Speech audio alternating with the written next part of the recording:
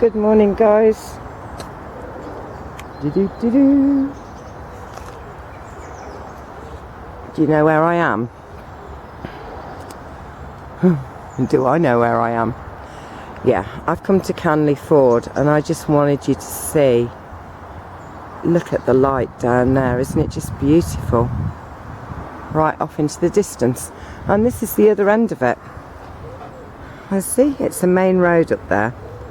And my van, our Shirl, is parked on the corner there. Just by the sign.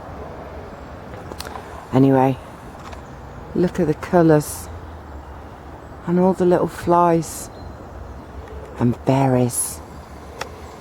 Can you see the berries? Oh. Anyway, right, what time is it? Who knows? Let's have a look. It is 10:23 and it's Monday. And you see my legs. I did a video, not yesterday, the day before. And it was quite amazing. I went off in search of blackberries to make blackberry pie. I really wanted to make blackberry and apple pie. Anyway, I had a wonderful time. I'm going to go through here. Girls, come on.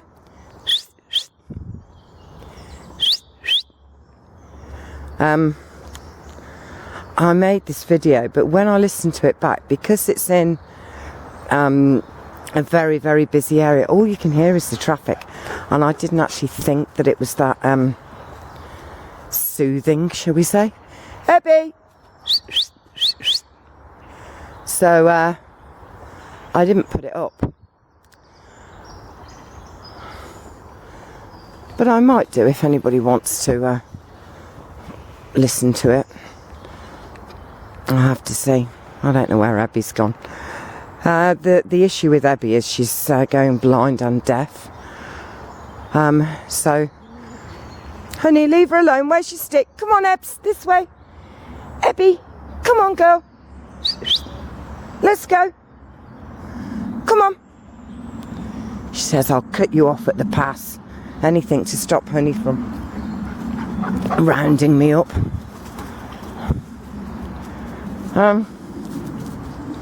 Yeah, it was a walk and a half, really. Anyway, the miracle, the ongoing miracle, that is life. Catherine's partner has gone down now to Wales. He's been with us since Saturday. They're having the best time ever. The kids love it. He loves it. And today they go to look at houses. But Catherine says she just feels so free. And I can understand that, really, because we are conned into this belief that we need a solid home and we need electricity and hair dryers and all of these kind of things. But when you remove them all and you are left with a shelter, in this case a tent, you actually start to come together as a team. You communicate with each other. It's no longer a case of that's mine, leave it alone, don't touch that, this is my space. You actually start to do things together. Simple things like playing simple games, reading stories to each other, and preparing food, and even keeping the place tidy. And sometimes when we live in a house, we end up, I'm going to go this way. I want to go different ways, show you different things. Moss. Do. We end up, come on girls, with nothing but a stream of bills. For our comforts, for our behaving in the way defined by the slave masters, really. You know, it's kind of, we want to keep you broke. We want to keep you competitive. We want to keep you separated. You know, no, you don't just need one living space. You need to have studies and conservatories and playrooms and nurseries and en-suites. We don't need any of that rubbish, really. Anyway, so they're all happy. And that's great. And Catherine has made a good friend on the site who's a nursery nurse. So she has actually, she adores kids. And she, oh, look at this mud, lovely. She has been, that's actually wet. Look at that, can you see how it's come through? She has been enjoying playing with the kids. The water dried up. Look at all the flies or wasps that are up there. And I love the way the sun just highlights them so well. So now this is the place that I have been trying to get to, Wales, Freshwater East to be exact, that I have been trying to get to for as long as I can remember, 30 years or more maybe. And it has just been, Ebby, come on, good morning, good morning. It has just been a dream of mine since the first time I went there for a holiday. I felt at home. I felt completely connected. So my other daughter Faye came to see me and said, Mum, I've put in for some of the jobs. She's on a temporary contract since she finished her master's degree. She's had work, but in Coventry they do this pretty awful thing really, which is they just keep renewing temporary contracts, but it doesn't give you any sense of stability or whatever.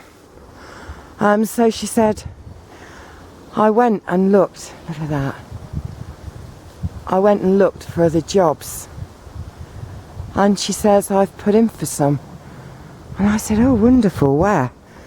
So she says, Haverfordwest. Haverfordwest is like 10 miles from Freshwater East. So she says, Mum, I just want to go. When we went down and took Catherine, you realise, you know, what are we doing here?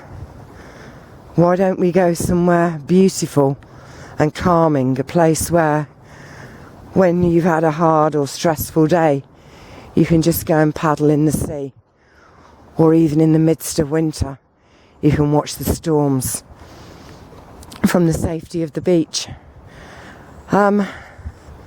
So she's kind of talked to her children, my grandchildren, and yes, they've all kind of said, go for it, Mum. So that could be her and my grandsons. Now there's a car coming. Honey, Abby, come here. Come on, honey. Good girls, wait there. So it's like this could mean that 12 of my grandchildren go to Wales. Yes. the good news about that is I will be able to go and visit often. And Faye has said that she's more interested in getting land than a house. So the size of the house and everything is not as important as the land. And she's just said, Mum, save up your pennies and we'll put a yurt on the land for you so that you've always got a place to come to. So the miracle just keeps going. Anyway, I've got some other news. Faye's oldest son, Jamie, and his partner, Tanisha, had a little baby girl. So I'm a great granny again. Yes, it's amazing. A great granny. Wonderful. I'm so happy about that. Yes, and she is such a cute little thing. Loads of hair. Tanisha has got Spanish, Jamaican and Indian blood. Leave it. Keep going. Keep going. Good girls. Honey, Abby. Let's go. Bye-bye. Bye-bye, honey.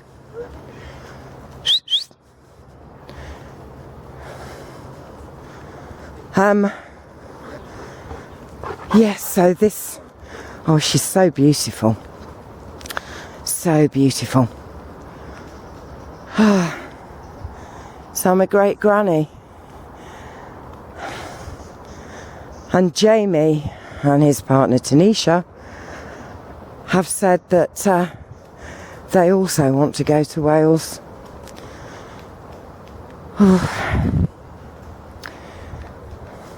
I just trust that God knows what God's doing. And there's no point me getting distressed. I just have to think that God, in the most creative of ways, is making sure that the dream I desire will manifest for me.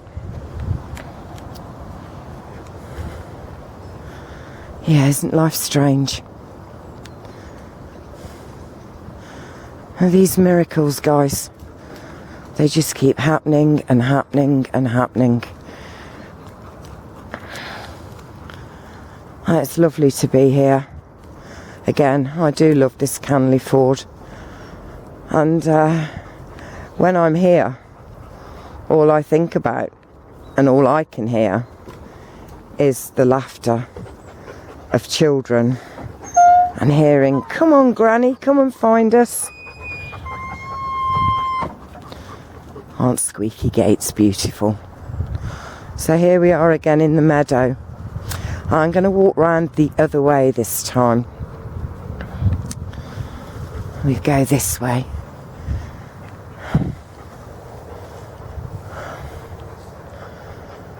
Oh goodness. Look at the sky.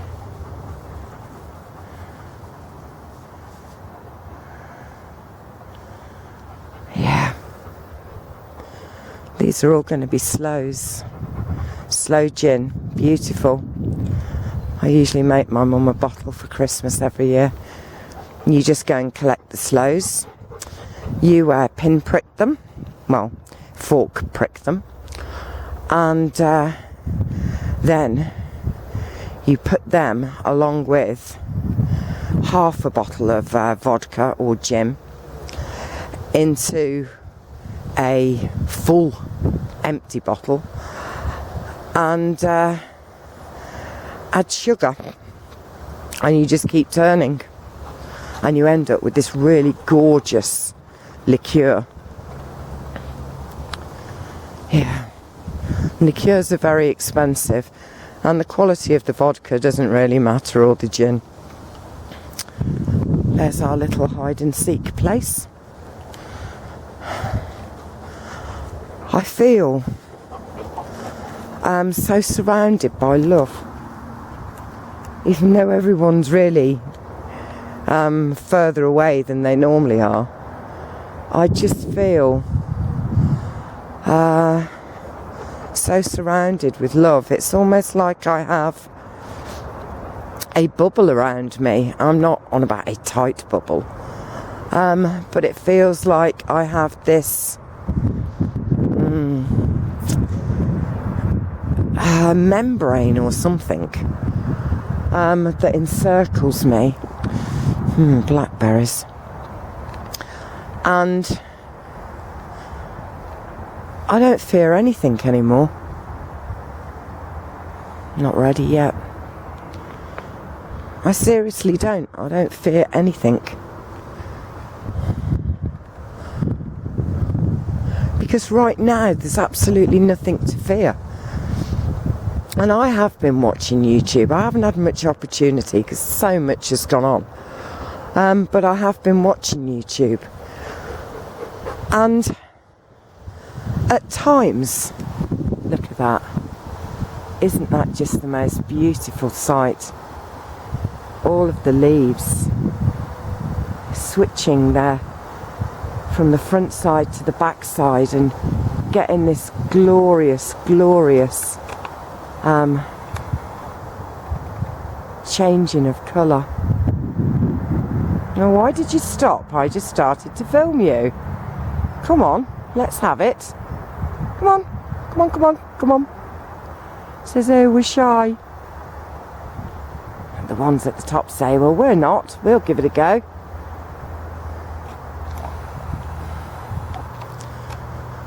Yeah, there's so many on there that are...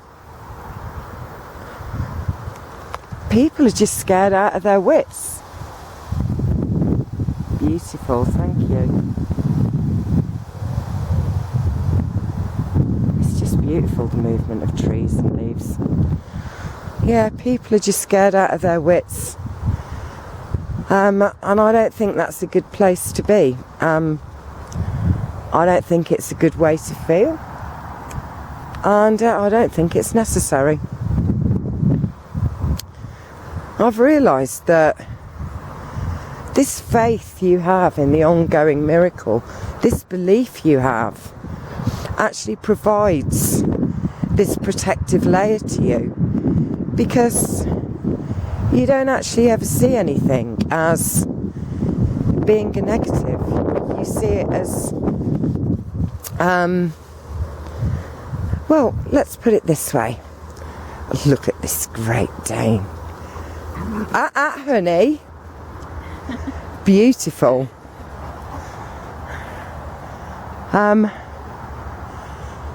You kind of just see it all as exactly where you're meant to be. Right here, right now. And you can just enjoy the moment. You can just enjoy the now that you're existing in. You don't have to. You know, I don't have to keep thinking, oh, what if this planet or this comet or this whatever it might be collides with us? What if? What if? What ifs don't exist in now? And I feel that I am more connected to the now and the love that is in that now.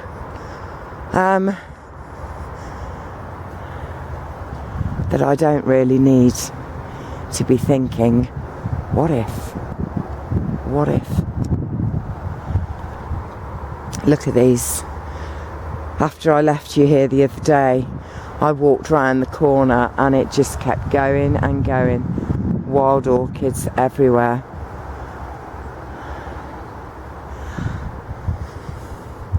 Wonderful, eh? And here we've got some blackberries that are, hello butterflies, that are nearly ready. Wonderful bees and orchids and dogs charging around like crazy things, having the time of their life. Yeah, so I'm finding myself feeling incredibly free. I just feel that this kind of acknowledgement, this awareness that the miracle began with my birth, probably even before my conception, really. As with yours as well, and that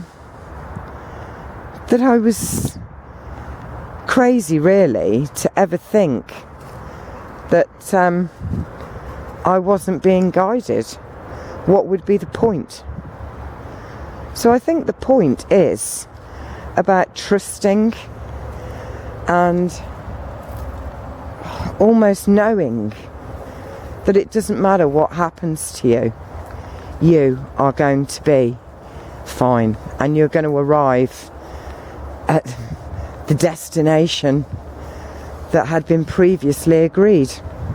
Maybe we needed to learn something. Maybe we had a special cause that we didn't know about. And I'm going to go back that way because there's no point getting my feet prickled if I don't need to. So I'm going this way. Honey Abby!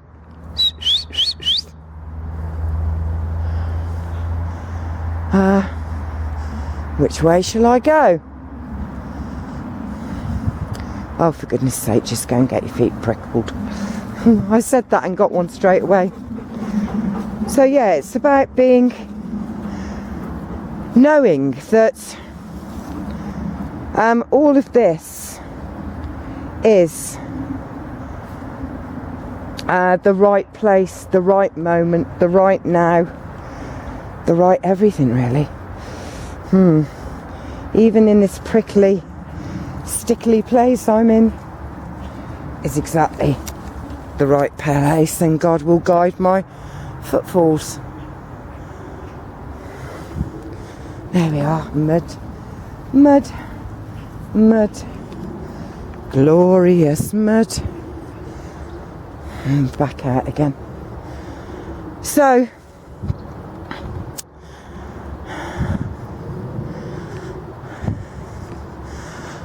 and you know, my mum, she worries all the time. She worries about will she manage to get to sleep tonight? Will she wake up in the morning? Will she see anyone in a day? And spend so much time worrying. And I say to her, Mum, you don't have to worry about anything. You're exactly where you're meant to be, and what's meant to happen's going to happen whether you worry about it or not. Yes.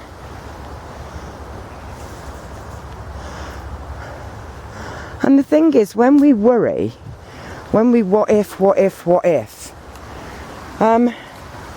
that kind of reverberates out of our being and affects those we come into contact with. Whereas, if we can just accept the love that surrounds us, we actually know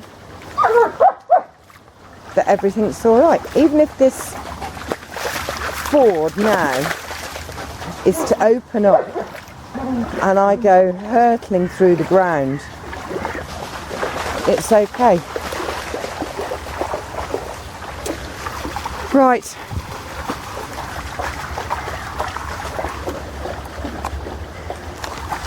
I think I'm going to go and leave you guys now. But I love you all. And I'm amazed by you all. And I think it's great that circumstances which would appear to be awful, you know, I mean, getting thrown out of a home on the street in full view with 6 children is or could be a pretty frightening place to be. But the thing is, sometimes we have to go through that to get the release. It's the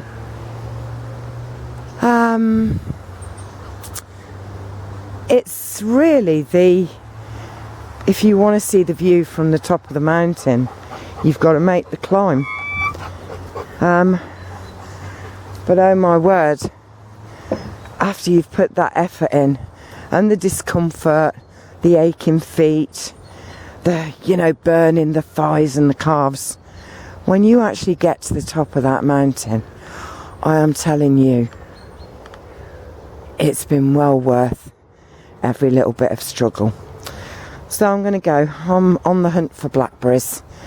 And I have a feeling there are some here. There's people up there all picking, I can see. But I don't want to go and invade their space. But I figure that round here, there will be some. So I'm going to have a scan around, and I'll catch you again tomorrow, guys. Keep looking up, seriously. You might just see that membrane, that bubble of love that surrounds you and protects you at all times. And you don't need to physically see the person to feel their love. And remember to enjoy life, live it. Even when sometimes we feel sad, or we feel we're missing the presence, physical presence of others, just enjoy it. And when you see them or connect with them again, you can tell them of all the adventures you've been on. Right, I love you all. So from Honey and Debbie and my feet, it's goodbye. Bye, guys. Oh, it's so lovely hearing the voices of children. Bye. Let's do one of the sky. Yes, there's one of those triangular things. I see them too. Lad, I see them too. Bye.